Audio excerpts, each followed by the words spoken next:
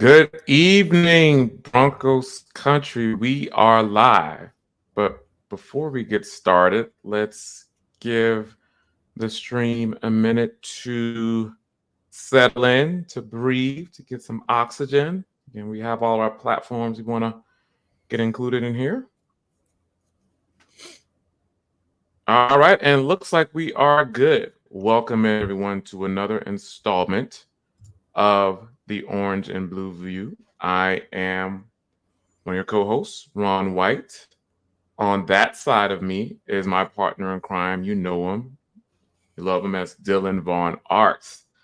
Dylan, how are you doing today on this nice Saturday, my man? I'm doing great. Just excited to talk Broncos football. This is my favorite night of the week.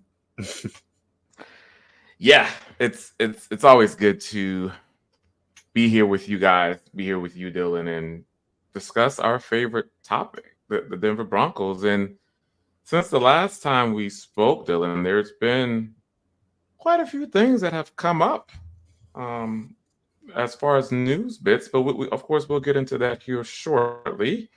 But we want to get into the chat. Let's see who is joining us tonight. We got Todd Osendorf coming in. Thank you, Todd, for coming in, my man. He says, "Good evening, Broncos country, Dylan and Ron. Good evening to you as well, sir. And hopefully you are doing well on this nice Saturday." All right, let's see who else we have coming in the chat. Got DTR coming in. Says, "Evening, Ron and Dylan. Our offensive line needs to protect our new QB, and the defensive line needs to bring the pressure on the opposing team's QB and ball carriers." Yes, DTR. Again, with some of our players, as you see the topic for the stream tonight, we'll get into that because some of the players that we do have on our list tie into that on both sides, offensive and defensive line. So we'll get into that here shortly. Let's see who else we have. And again, thank you, DTR, for coming in. You know, we always appreciate you, my man. All righty. Let's see who else we have joining the convo today. We got String Guy coming in. Good evening, all. Good evening to you too, sir. Thank you for joining us as always. All right. So before we get into some of the players that need to step up, I want to get your thoughts, Dylan. So we did discover that the Broncos did sign Josh Reynolds, and it was reported, I think, around the time of the signing that he would get up to $14 million. So I think some of the details of that contract were a little bit unclear, and we know that may have caused pause for some of the Broncos fans looking at that amount. But the new details have emerged on what the specifics are to the contract. And here's some details. So it's essentially a 2-year deal, $9 million, $4.25 million fully guaranteed, $5 million in incentives. And the breakdown of that is in 2024, it's a $2 million signing bonus that's fully guaranteed, with a little over $2 million in a base salary and a little over $250,000 per game roster bonus. And in 2025, it's around a $4 million base salary and $510,000 per game roster bonus as well. So I guess given now that we know kind of how the contract is structured, what are your thoughts on that? Like, how do you see the Josh Reynolds signing kind of factoring in long term as it relates to this receiving group? Yeah, the addition in general, I'm a big fan of. It really bolsters the room. And honestly, when you look across the offense now, it seems like a lot of it is pretty set. And I think Josh Reynolds mostly solidifies a wide receiver room. I think it might preclude the Broncos from taking a wide receiver in the early rounds, like 1 through 3 perhaps. But unless there's a guy that they really fell in love with, and they happen to fall right in their laps. But yeah, and the money's good too. I figured it wouldn't be like the full, 14 million contracts. They never are. It's always kind of like with Randy Gregory a couple of years ago. Huge contract, but it was essentially a 2-year deal. And yeah, this is pretty easy money to work with, especially considering he's going to be either wide receiver 2 or 3. Kind of just depends on how Peyton wants to use him in tandem with Mims and Cortland Sutton. Yeah, I look at it, it's essentially a 1-year deal.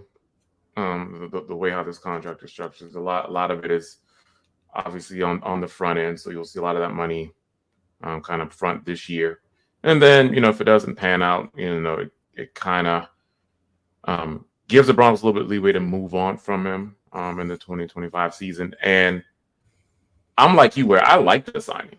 After the signing happened, I went back because I am familiar with his game. I did see, obviously, when he was with the Rams, and I did see him last year in Detroit. He's a very good, solid wide receiver. I know he had those drops. I don't know. I think it was either one in the division round or in the championship game. But I would say overall a very solid receiver. He's a great blocker, and I think that was an attribute that Peyton was looking for. And so I think it's going to be good. The way I see the room as far as the depth chart, I would say, yep, Sutton definitely is your 1. I would pencil in Reynolds as 2. And then Mims would be 3. Mm-hmm. But yeah, I like the signing. And you're right, Dylan, that it doesn't make the Broncos have to chase after a wide receiver in those premium rounds. Because, that's what we were thinking, that, hey, the Broncos may trade back, depending on who's there at pick 12. They can go back into the 20s. And we were speculating maybe, Adonai Mitchell, Xavier Worthy, Brian Thomas Jr. Those were some names that we had in mind. But again, given this signing, that's probably not going to happen. So, all right. So let's see who else we have in the chat here. Yep. Todd back in here. Thank you, Todd. He says, offense and defense were terrible last year, and the pass rush was anemic. Yeah. So, I guess that this is a good point, Todd. And I don't want to say I would say the offense took some steps forward. Like you saw what Peyton was trying to do. I think part of the reason why the offense was bad was because of the trigger man, Russell Wilson. That was a big reason why, the offense was the way it was. And also with that, they couldn't get the run game going. Again, you did see plays here and there where, off of play action, things would work. Kind of saw that near the beginning of the season, but we saw a lot of Russ scrambles, running into sacks, not finding these open receivers, and that attributed a lot to the offense being bad. The defense, yeah, you're right on that. As far as how it started, I think we all knew how the defense was started. They were on pace to be, the worst, if not the worst ever. And then, they turned it around a bit, but we still saw those deficiencies on defense because, as with anything, guys, your luck runs out. They had that turnover streak. Once the turnover luck runs out, then you get back to your ways. And then the pass rush. I think we all know the pass rush. The group is good, solid, but again, and we're hoping in the draft here, Dylan, that the Broncos can prioritize an elite pass rusher that opposing teams have to account for. But yeah, Todd, I would say all in all, I do agree mostly with what you're saying here. Yeah, there's a lot of growing pains, and we're going to see a lot of that this coming year with a new quarterback and more pieces to Peyton's team, not leftovers from past regimes. Yeah, as you say, the pass rush was very anemic, and once that lucky turnover streak ended, back to the same old like we saw in the first 3 weeks. Especially that Lions game really sticks out late in the season. Yeah. And they need to find someone on the outside to get pressure on the quarterback. Not like, I know sacks are like the big marquee numbers, but just get some pressure, man. Not push the quarterback off their spot and bat a ball down once in a while. But yeah, this hopefully the Broncos could get a couple things figured out on the defensive line in general. Yeah, I'm hoping so too. And speaking of getting things figured out, of course we all get older. And so we have to make sure we get ourselves figured out, making sure that health is in top tier condition. So the older we get, guys, the more seriously, we have to take care of your health and your nutrition. So enter AG1, no matter what you do for a living. You can be at the desk, at a chair like I am all day, or walking around. But it can become too convenient to rely on your coffee, your caffeine, your Red Bull for that extra energy and focus. But that's not great for your body, especially blood pressure. There's always the dreaded crash at the end. So with our sponsor AG1, I get sustained energy, so I'm not reaching for that extra cup of Joe in the afternoon. And sometimes I'll have about 2 or 3 cups just to get me through the day. So on top of that, I can't stand swallowing those big pills. And if you didn't know, it's crucially important to take care of your gut health when it comes to probiotics. AG1 kills all 3 of those birds with one stone, and it does so in an impressive manner. Focus, energy, nutrition, and improved gut health all in one delicious smoothie. AG1 is next level. AG1 is a supplement I trust to support my whole body health and help me feel my best. If you want to take ownership of your health, it starts with AG1. Try AG1 and get a free 1-year supply of vitamin D3K2 and 5 free AG1 travel packs when you first subscribe. Go to drinkag1.com/huddle. That's drinkag1.com/huddle. Check it out, folks. All righty. Let's see who else we have in the chat here. Ooh, I see our guy here. Oh, no, yeah, go ahead. Oh, we got Kevin Gray coming in. Thank you, Kevin. Says, evening, Ron, Dylan, and Scott. Well, no Scott tonight, but thank you, Kevin. Big Mile High salute to Broncos country. Denver Broncos for life. MHH for life. Welcome. Thank you, Kevin, for coming in, my man. We appreciate you. And if you got a question, please get it in the chat. Thank you, Kevin. And here we go here with Michael. Mr. Ronquillo coming in. Thank you, sir, for showing us support episode in, episode out. I think you're on all of them. So again, we appreciate your continued support, my guy. He says, good evening, Ron and Dylan on Orange and Blue View. Go Broncos. Thank you, Mike, as always. Hopefully you're having a nice Saturday, my man. We appreciate you. Always good to see you, Michael. All right. And then we got the man Gary Palmer coming in with a $4.99 super chat. Thank you, Gary. Says, happy Saturday, Ron and Dylan. Well, happy Saturday to you as well, Gary. Hopefully you are doing well, having a nice day also. All right, guys. So we want to start with, and I'll start with you, Dylan, kind of getting into our lead topic here. And it's referring to players we think need to take that next step in the upcoming 2024 season. So as we were just alluding to, there were some players that stepped up. Obviously, we saw Quinn Miners step up in a big way. Cortland Sutton step up in a big way. But there are other players that they can use some improvement, and they need to take that next step. So with that, Dylan, I'll let you kick it off. Who is first on your list as it pertains to a player taking that next step forward? Yeah, so we'll start with Baron Browning. Like we just mentioned just a bit ago, the pass rush has been just anemic, as Todd put it. And there's no one getting consistent pressure on the quarterback. And the guy who I just keep expecting year and year to make that jump is Baron Browning. He's shown a lot of flashes, and I think he could be a really good edge rusher in this league. It's just I think injuries have hampered him quite a bit, and it's just sad to see because sometimes you see him out there and he looks like Vaughn, and other times he's just not on the field.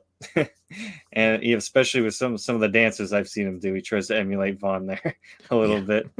But this is a year and kind of, I guess you could call it a crossroads because it's his last year of his deal.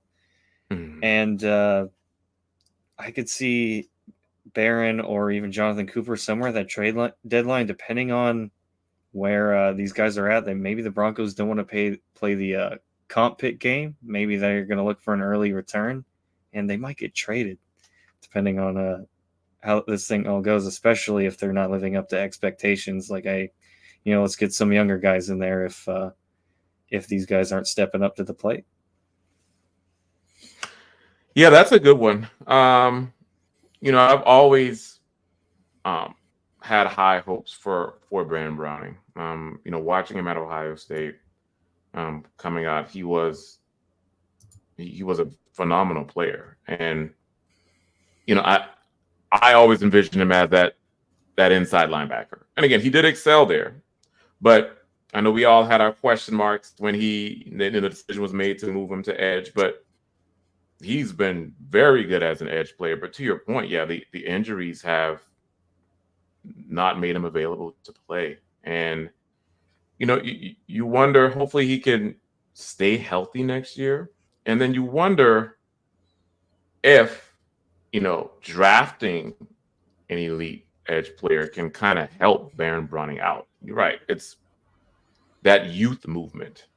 Now, I would say as far as between Jonathan Cooper, because I think Jonathan Cooper was a 7th round pick, if I'm not mistaken. Mm-hmm.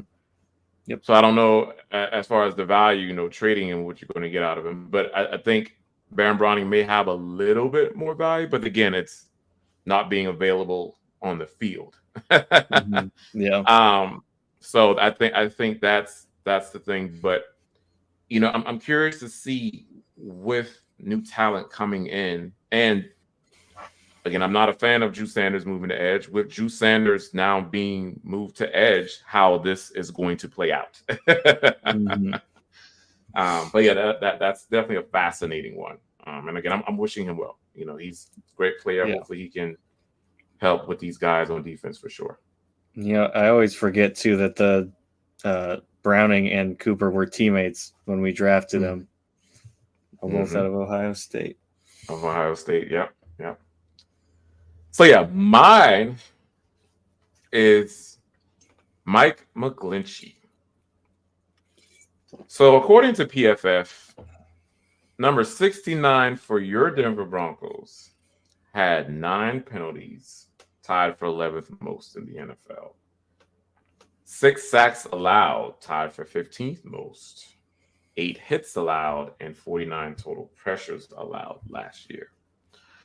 So for me, there are 2 areas where McGlinchey can grow, can take that next step. The first is obviously reducing the number of penalties. We saw lots of false starts last year from number 69. Getting a few holding calls as well, and just moving that Broncos offense back. So if he can clean that up.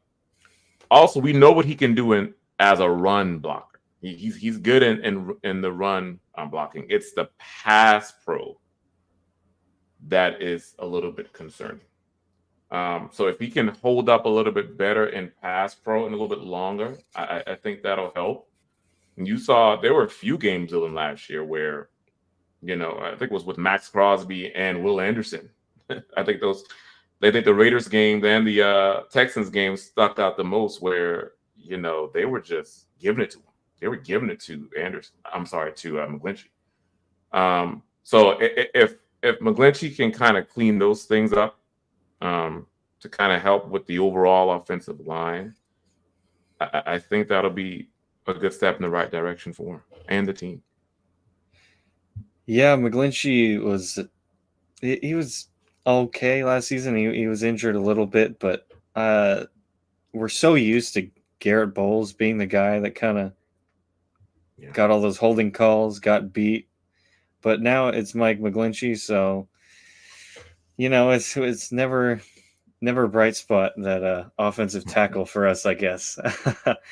But yeah, like you mentioned, McGlinchey is very good in the run game. I actually like him there a lot, but it's that pass protection, and hopefully with if it's a rookie signal caller, this might still be the case, but Russell Wilson had that propensity to hold on to the ball for long periods of time, so that definitely didn't help.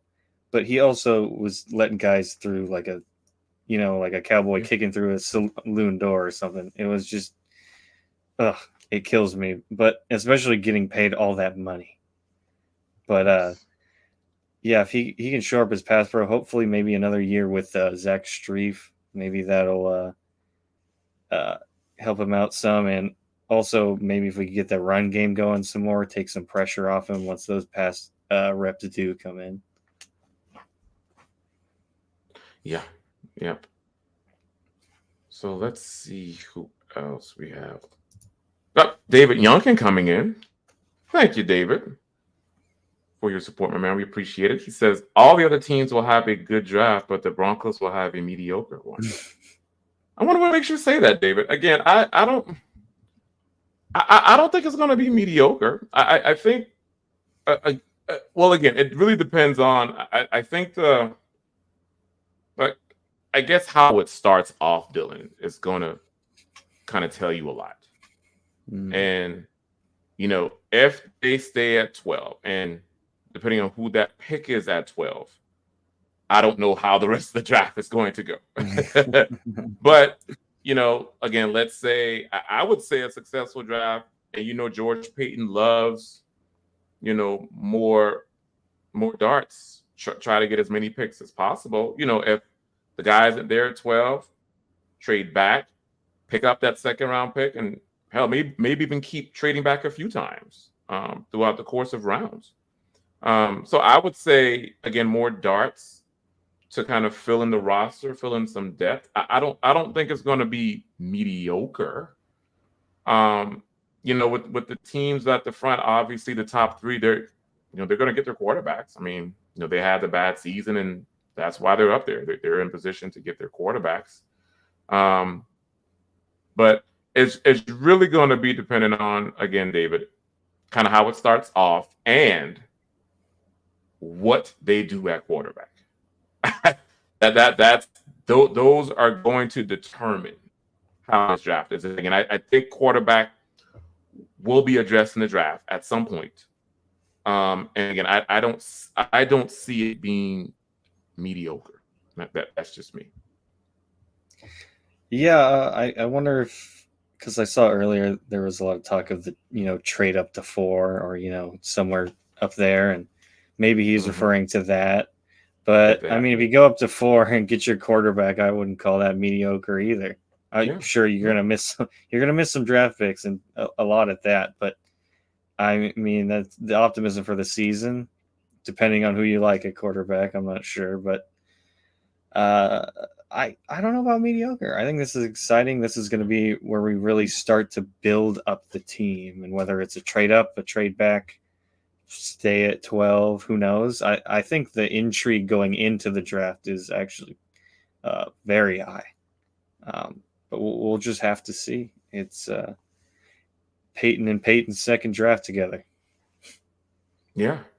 And you're right on the intrigue, because again, who knows what the Broncos like? I would say well, I would say it's a bit telling the positions that they did not address in free agents. So that may give you an inkling toward what they're looking to do with that first round pick. But yeah, it's still going to be intriguing, right? We could, if they want to stay put at 12, and if a quarterback is there, let's say McCarthy does fall, or like you said, Dylan, if they move up, let's say McCarthy starts to slip a bit, and he's there around 8 or 9. If they move up, obviously it wouldn't be too much of a cost. It would be to get into the top 5.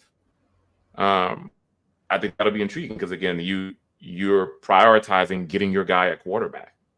Again, you'll have to give up a little bit more, in the draft and for the next few drafts. But if you get your guy, and again, that's why I am so encouraged with Sean Payton being our head coach. It's more strategic, and he's doing it the right way of looking in the draft to get his guy so that he can groom him and that he can develop. But yeah, David, we'll see. Again, I don't see it being mediocre. Again, that's just from my vantage point. But once they put pads on and hit the field, it may be a different ball game. But we'll see. But thank you for coming in. And then we do see some comments here as it relates to what the Vikes will do. And yes, I know it's been speculated that the Minnesota Vikings may move into that top 3 because they're enamored with Drake May, and so that might be something that to consider for the Broncos. I know Sean Payton called the GM for Arizona Cardinals at the meeting by name, so that could be a potential spot as well. But we'll see. I guess I just don't want it. It needs to be a draft day trade, though, Dylan. I don't want them going up into the top 4 tomorrow or, in the next week because their guy may not be there. And again, I'm thinking the guy or guys that Sean Payton likes, the 2 that are within that top 4, JJ McCarthy and Drake May. Yeah, I don't think we'll see a trade until draft day, especially whether it's the Broncos or the Vikings, because we just don't know who's going to be there at 4. Maybe Drake May's there, and that's who the Vikings want. I know there's a connection there with one of the McCowns, as he coached him in high school, I believe, and or JJ McCarthy. It's hard to say. But yeah, I don't think anything's going to happen until draft day, like you mentioned. Yep. And again, David, thank you for coming in. I'm with that. Let's see. Who else is kind of perusing the chat, guys? Let's see. We got some more stars here from our good friend Lawrence. Oh. Lawrence Rivera coming in. Says, thank you, Lawrence, for coming in. Says, what up, guys? What do you think about Sanders saying they'll pull an Eli Manning if need be? What are your thoughts on that one, Dylan? So I hadn't seen this yet, so I'm assuming this is Deion Sanders talking about Shador. Yeah, that's interesting. I'm not really sure where he fits right now in terms of next year's draft, because we're not even through with this one. But I know he's going to be a first round pick probably. I'm not sure what range yet, but quarterback's the hot ticket, and he is Deion Sanders' son, so we'll see what happens there. Who knows who's even going to be there in the top of the draft, but kind of weird to be putting that out there now. I feel like he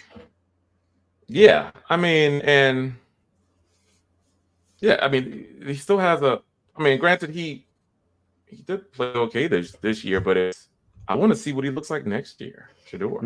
I want to see, the growth and progression, because I think given what the QB class will look like next year, he's going to go first round, probably within in that top 10. But it's just a matter of,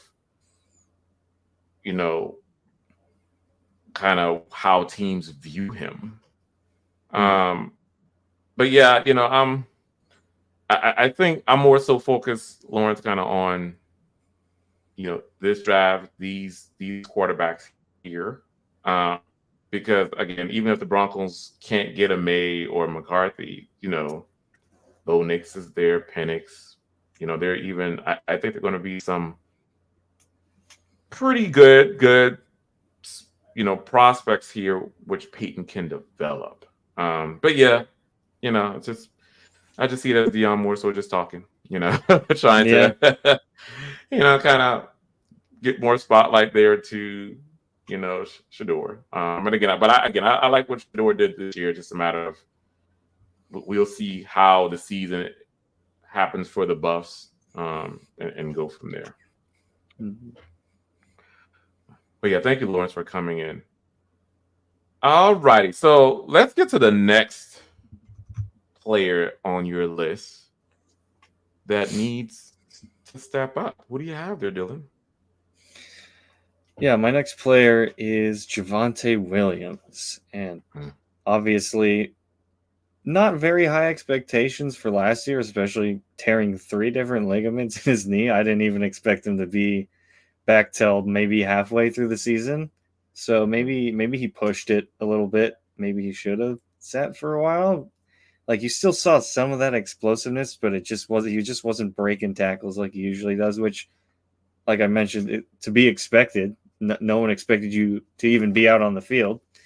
But with how anemic the Broncos' run game was last year, someone needs to step in that room, and it has to be Javonte. I don't see the Broncos replacing him in the draft.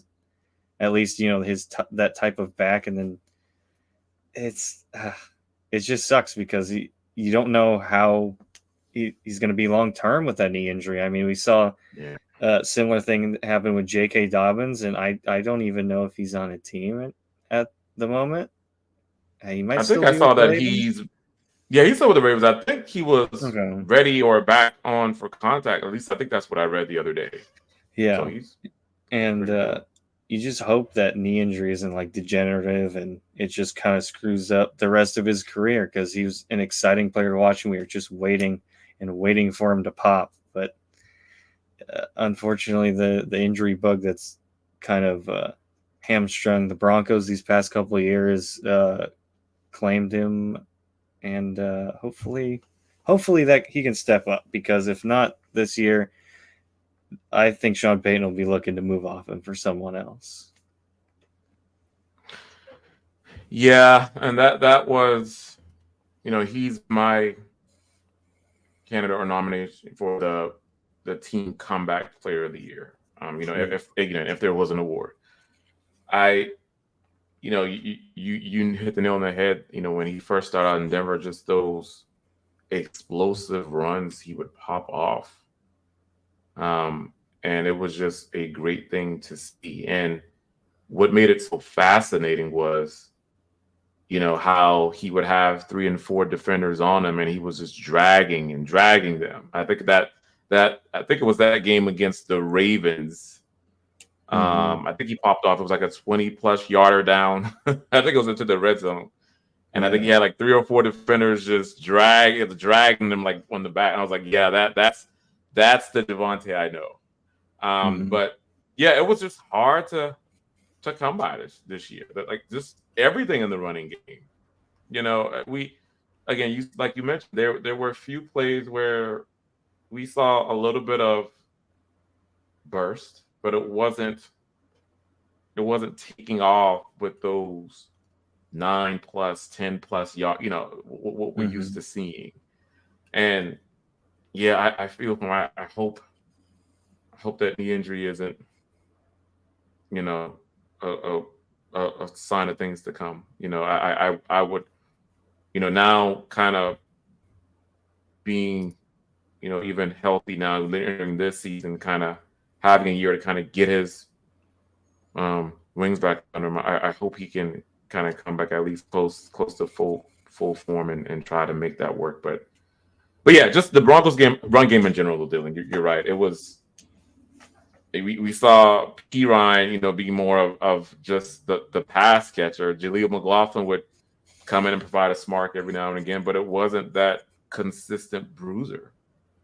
And that's what the Broncos need. So hopefully that can be something that they look into improving next year for sure.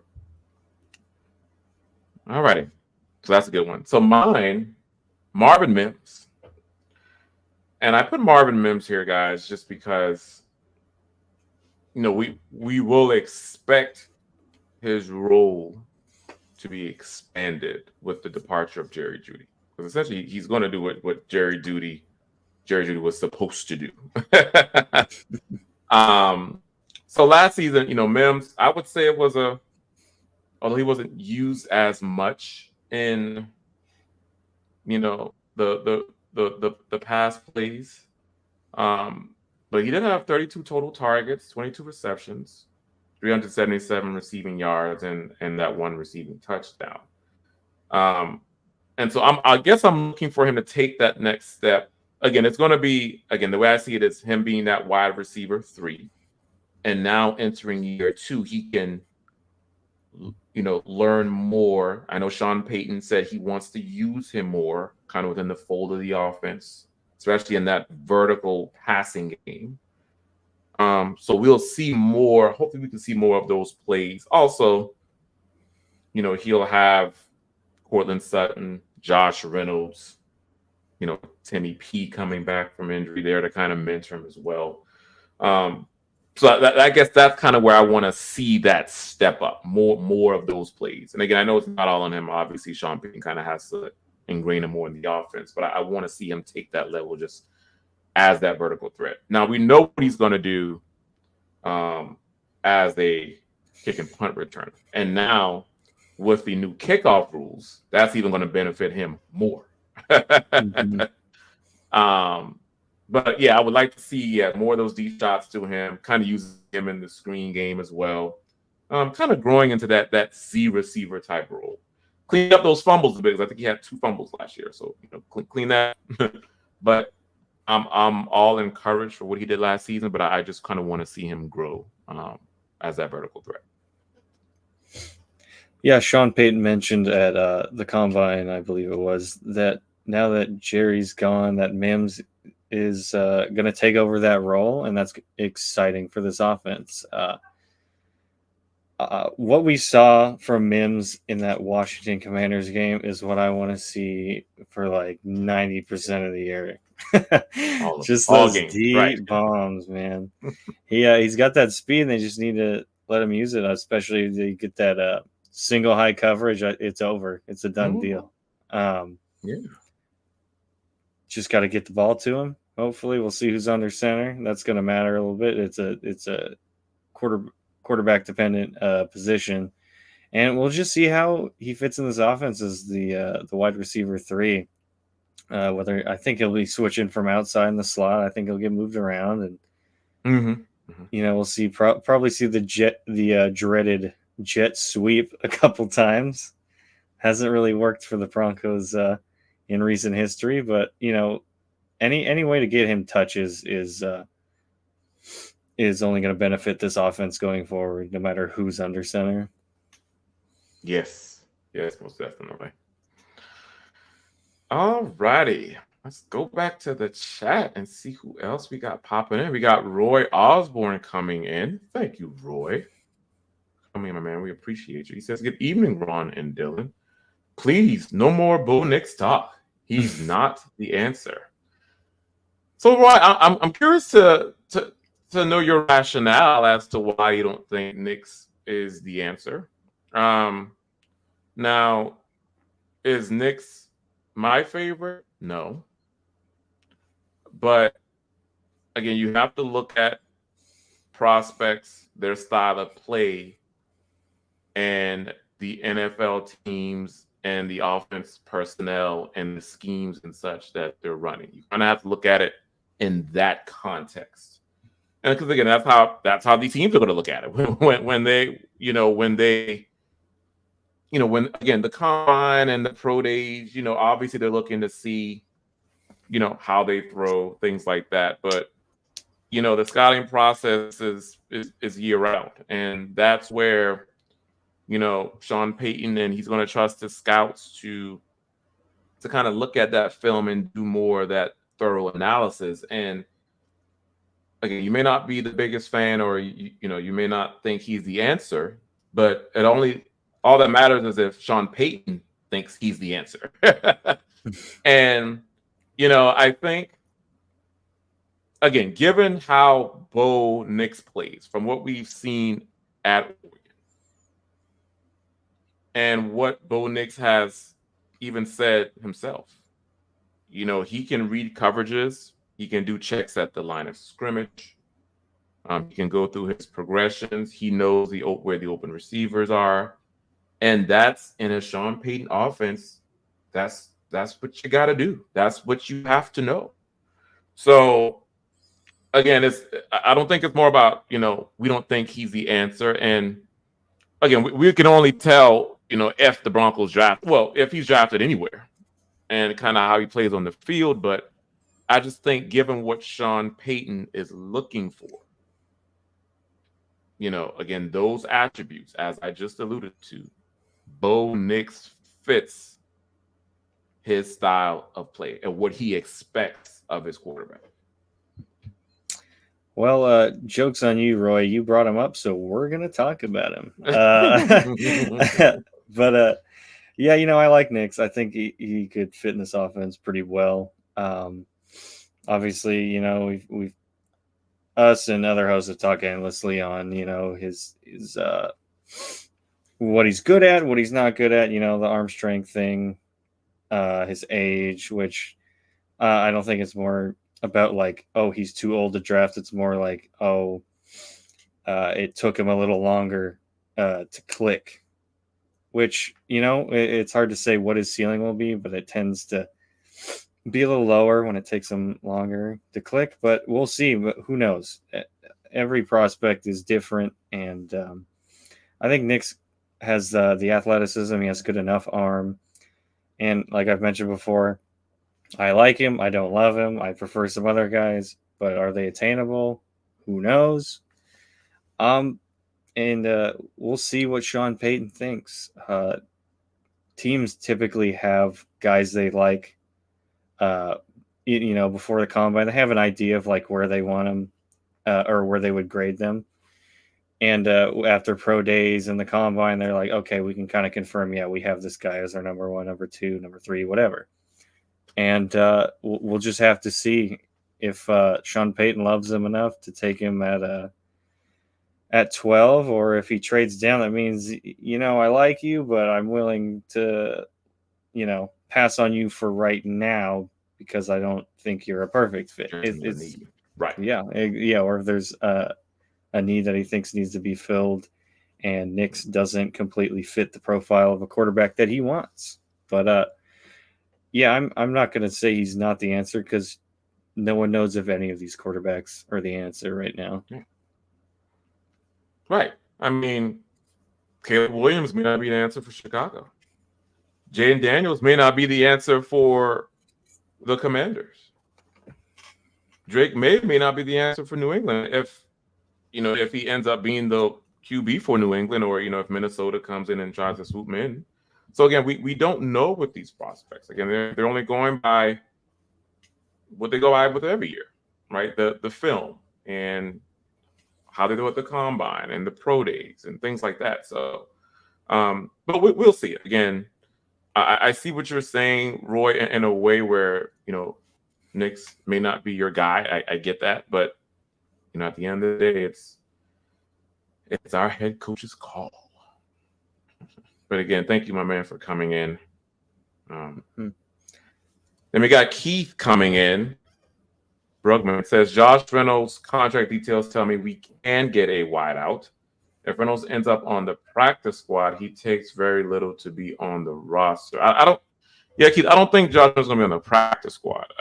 He's with the contract, again, how it's structured and everything, given that I think they're going to, Timmy P coming back off that injury, your Reynolds is going to be your wideout too. Your wideout too is going to be Reynolds.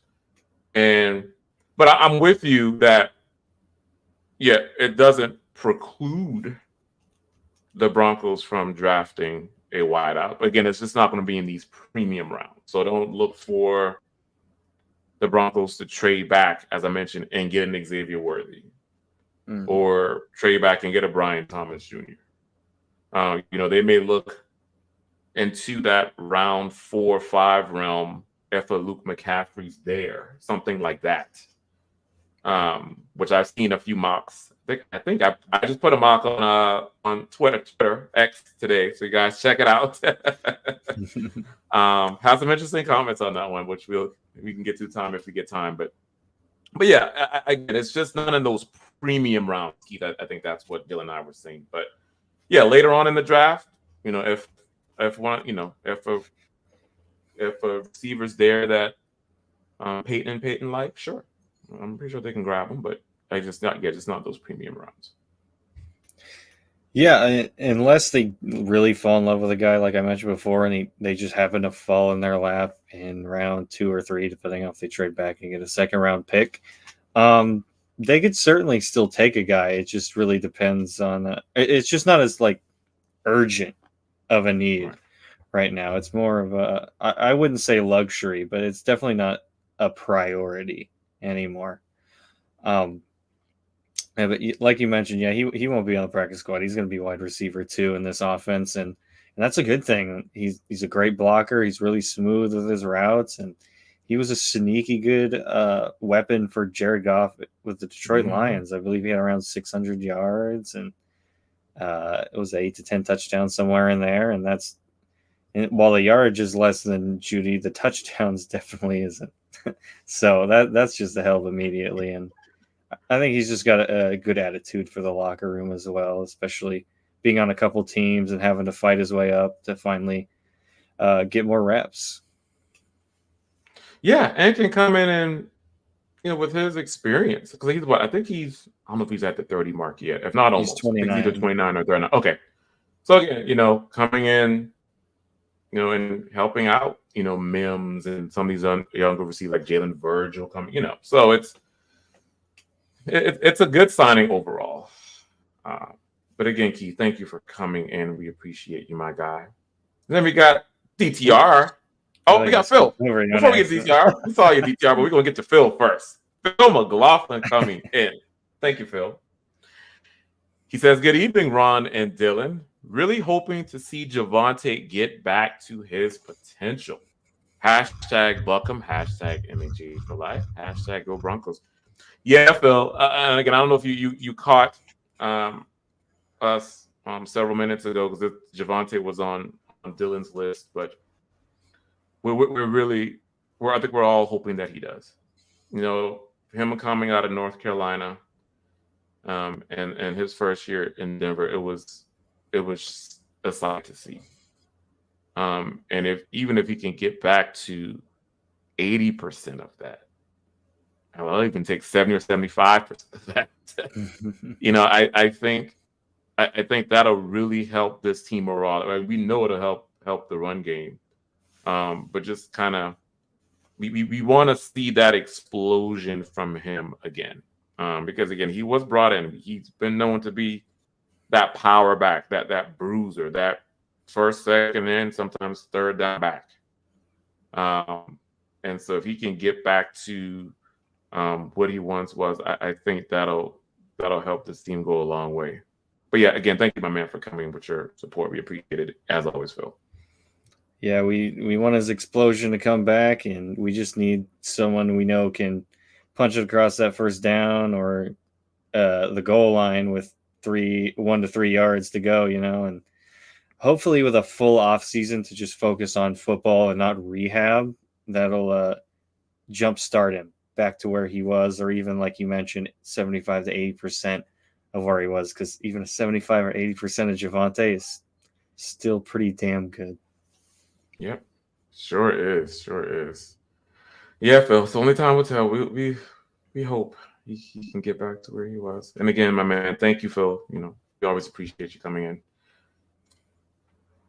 Got DTR coming in with a $10 super. Thank you, DTR. He says, I might be the only one, but I think this team makes a big leap forward with the right QB and a solid defense. Yeah, DTR, again, we will see. Again, I think we're hoping, and I guess I can speak for all Broncos fans in saying that, hoping for that Houston Texans type of turnaround. It would be nice. CJ Stroud coming in, taking the league by storm. Will Anderson on defense. And I know we knew about some of those receivers like Nico Collins, but, Stroud made everybody on that team better. Nico Collins, and I think Schultz was on that team. And, Tank Dell was something even before his injury. So, I'm hoping for that. And like I said, that solid defense. But again, you're right on those key words in that sentence saying with the right QB. Because it is imperative that the Broncos get that position right. That's the only way a quicker turnaround. Now, again, I do expect, some growing pains. I mean, because, the Texans weren't perfect. But again, 10-7 season, winning the division. Won a playoff game, got bounced in the division round. But again, I would say that was a successful season. And again, if the Broncos can get that trigger man right, and hopefully within, a 2 or 3 year time frame, kind of work out the kinks to get back the relevance with that solid defense, I think the team can be on something, Dylan. DTR, but thank you. Yeah, the Texans, like you mentioned, they had some growing pains themselves, and the first game of the season they played the Baltimore Ravens and they got absolutely whooped. And then flash forward to the divisional round of the playoffs, and they're this close to beating those same Ravens. They gave them a hell of a fight and almost went to the championship game with a rookie quarterback and coach, and that's unheard of. But hopefully, yeah, we can find our guy at quarterback. I'm not gonna say who is or who isn't. I like a lot of quarterbacks in this draft. Like I'd say Caleb would be the top for me, but he's not even in the realm of possibility for the Broncos. And then you got JJ and Drake and Bo Nix, and everyone has their guy, but we won't know who the perfect prospect is going to be for this team. And I'm just going to root for whoever Sean Payton takes, because that's who he's going to have to ride or die with. Yeah. Yes. We will see. I mean, I do see, you guys in the chat, I do see some saying McCarthy's the guy. Some are saying May's the guy. I do see 1 or 2 Jaden Daniels in here. So yeah, I think BK says SP likes Jaden. We'll see. I mean, maybe. I think I don't know. I think Jaden Daniels would. I'm not saying he would be. I think he's going to be a great quarterback when it's all said and done. I just don't know if he's a Peyton quarterback, but I think he can work well in this offense. For sure. I think some people don't say he's a fit just because he's very similar to Lamar Jackson, where he likes to scramble and he's like run off with his legs. He's very quick. But I mean, when I've seen him step back and throw, he can throw the deep ball well. He can throw in the middle of the field. He does his checks at the line. I mean, he fits the mold, I think, for the most part. But again, we will see what happens. Okay, so I know we are almost at time, so we're going to run through the chat. And before we get back to the chat, though, I know we have one more on each of our respective lists as it pertains to the players. So why don't you get to your last one briefly, and then I can get to mine as well. Yeah, I'll keep this short and sweet. Damari Mathis, big disappointment this season. He took a major step back from his rookie campaign. He did play in every game this year, but he only started in 6 and got replaced by Fabian Moreau, who was a street free agent.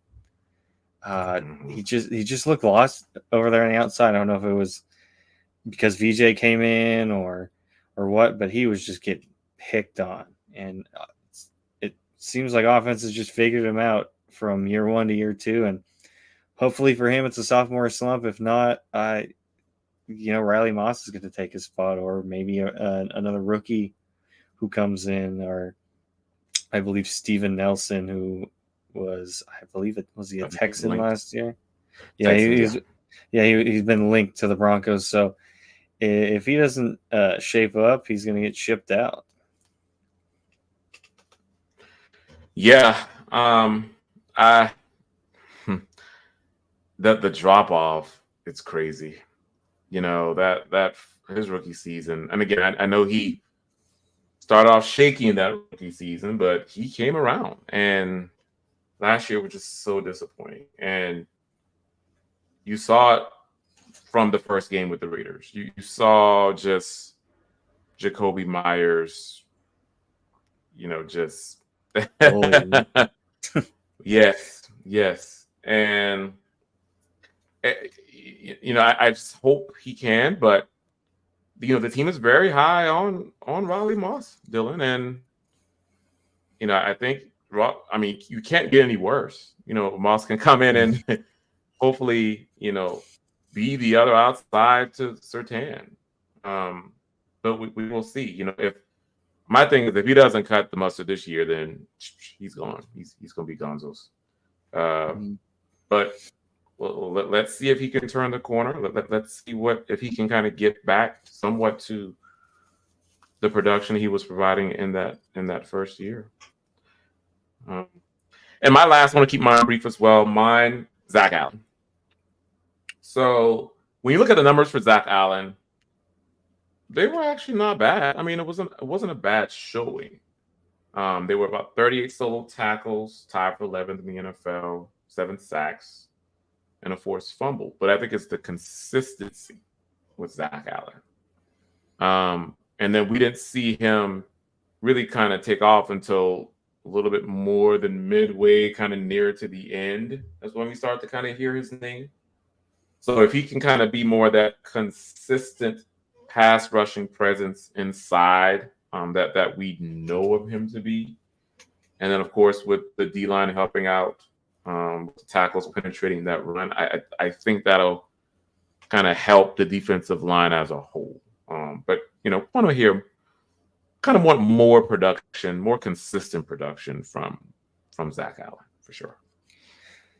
Definitely, and I hope they can get some pieces around him to take some of the pressure off him, because I think the fact that there was no one really else put in the work around him, he just kind of got picked on. And even still, like you mentioned, he had a pretty decent year, and I was one of the guys who would have rather kept Draymond Jones back when we let him go. So I was a little sour about that, but Zach Allen came in and played a much better season than Draymond had this last season, and I think that'll continue. But I just think we need more pieces on this defensive line, because he's just getting picked on. Like DJ Jones has to step up, or bring in a draft pick, or Wazarike if he even plays this season. I know he's cleared, but he might, if he gets reinstated. So it'll be interesting to see there. Yeah, and like you said, the pieces around him, and then the depth on the defensive line. And again, that's where we're hoping that the draft comes into play, because defensive line depth, like after your starters, you start wondering. You're looking at the depth chart, and you're like, I don't feel too good if one of them goes down. So, yeah. And then we have one more super chat. I think I saw from DTR here. $5 super chat. Thank you, DTR, for coming back in.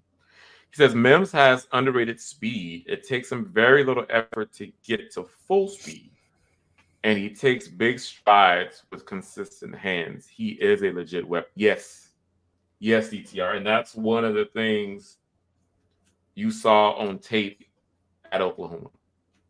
Like his ability to just break open, just full speed ahead. And you're right. They're also big strides. Again, we saw the speed on full force. You went back to that Washington game, Dylan, and that's the game that sticks out, where he had that phenomenal catch down the sideline, and I think off a play action, Russ hit him down the field for the touchdown. So, I mean, you see the speed at full force. Great hands, DTR. Very good hands. Very short hands. Now, again, with some of those fumbles, you wish you can kind of clean up a bit. And again, there are 2 fumbles there, but I would say overall, I'm so glad that the Broncos selected him last year, and I'm curious to see. Again, I'm encouraged by it, and I want to see how he develops, because there's going to be a time, probably within the next 2 years, depending on what they do with. Again, I don't see Josh Reynolds lasting. Let's just say he might be off the team in 2025, and then who knows what's going to happen with Courtland Sutton, and then what's going to happen with Tim Patrick. So again, it's kind of developing him and molding him to kind of go up that depth chart. Again, wide receiver 3, and then hopefully he can take that step up to 2, and then again the Broncos have some decisions to make with that room. Probably going to be that wide receiver 1 at some point. But yeah, I like Mims, DTR. Yeah, thanks for the question, DTR. I totally agree with what you said. I think they just need to get the ball to him more, even if maybe a drop, or if he fumbles. You just gotta be like, hey, we're gonna get it back to you. Let's build up your confidence. Let's get you going, because he is a big play receiver, and they just need to get the ball to him. Whether it's like I said before, if you even do it cutesy little trick plays, as long as he doesn't fumble it. He's just got breakaway explosive speed, and he's just a guy that the Broncos need to trust going forward. And I'm looking forward to a big year 2 with him, and I hope it all comes out in the wash. Yeah, hope so too. Again, very, very solid, more than solid player. But like you say, just get the ball to him more. Just get him downfield. Get the ball to him. Let's see what happens. All right, so I know we're a little over time. I do see a few more questions I want to get to, and we're going to keep these brief, guys. But I think String Guy comes in here. Thank you. He says, Ron, did you see the Jane Daniels elbow pick that Zach and Scott showed the other night? Yeah, I saw that floating on X. I guess it is real. I guess I was trying to figure it out as well, because it does look very photoshopped. Mm-hmm. It looked very photoshopped. But I think someone posted it, and I think Jane Daniels responded saying that he's like, there's nothing wrong with my elbow. It's all cap, And I'm like, okay, well, but something looked really wrong there.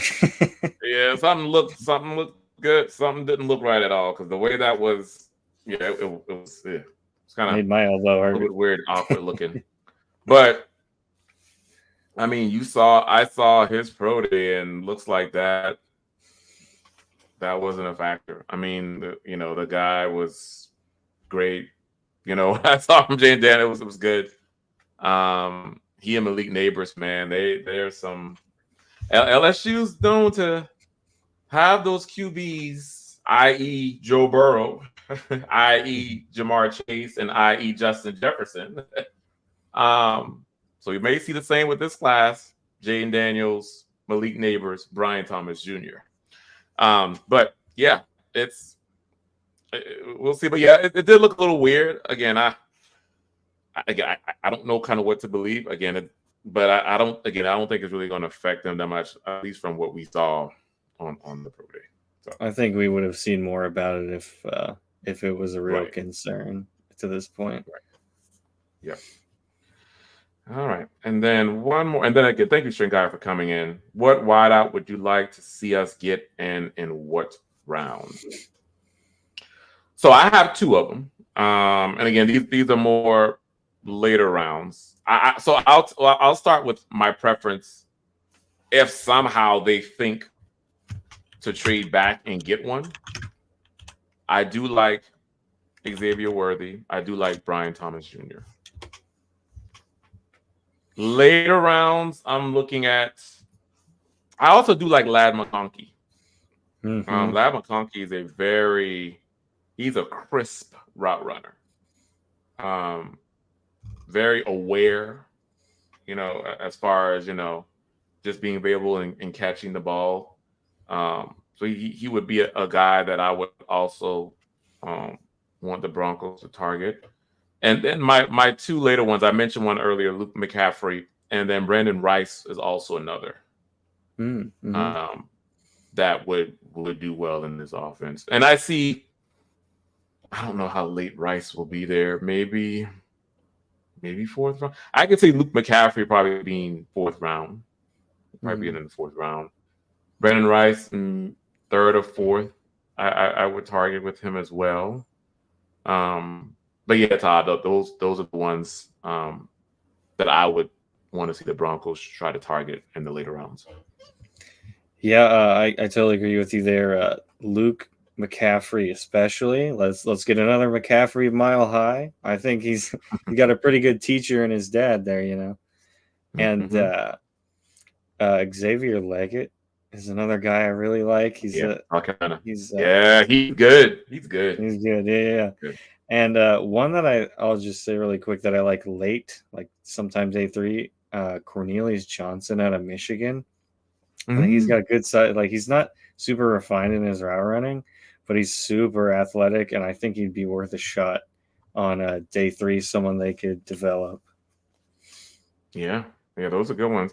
Also, Pearsall would be a good one. I don't know, because when I look at some of the mocks, I think some people had him going in the second round, and I guess I can see that because he is quite talented, nice. Man. He's very talented. Yeah. So, probably not there for the Broncos, but yeah. Well, again, if he falls, you never know. But I do see him more of a second round guy. But yeah, that's a great question, Todd. Thank you for coming in with that. All right, guys. Let's just kind of peruse the chat, see if we see anyone I think else. I found a good one here to help us close out the show. As always, Ron coming in to help us close it out. Great show tonight, Ron and Dylan on Orange and Blue View. Go Broncos. Thank you, Mike. Again, I can't even, there's not even enough words. Just thank you. Just thank you for coming in with your comments and support, my guy. We appreciate you. Yeah, you're great every night, Michael, and you keep these shows churning for sure. And everyone else in the chat, you guys are the reason we're here. Yeah, most definitely. All right, guys. So that will do it for this episode of the Orange and Blue View. As always, it's a great conversation, and it's even more appealing now, Dylan, that we're a little less than a month from the draft. So, it's even going to be more intriguing hearing speculation, different news tidbits on what the Broncos may do. And that's why we're here. Again, our shows every night. We have an episode every night. And also, make sure you go on milehighhuddle.com to read the content. There are articles about, contract details and all the mocks that you've seen and heard about. So, yeah, make sure you check that out. And if nothing else, guys, make sure you hit that like button, subscribe, and share on all the platforms as well. It really helps us grow. Before we get out of here, do you have any parting words for our community, Dylan? Yeah, great conversation as always, folks. And I'm so ready for the draft to be here. I'm sick of all the arguing in the chat, about who we're going to take. So I just want to get to arguing about whether it was the right guy or not. But yes. but yeah, on I'm just excited for the draft to be here and the draft day pods and stuff. Those are always so much fun.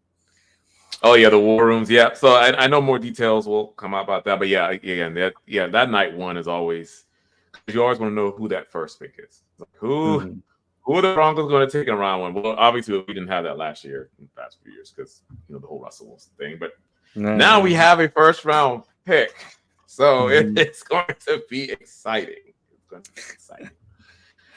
Alrighty, guys. Well, again, that will do it. Thank you for tuning in, and we will see you all next week. Go Broncos. Go Broncos.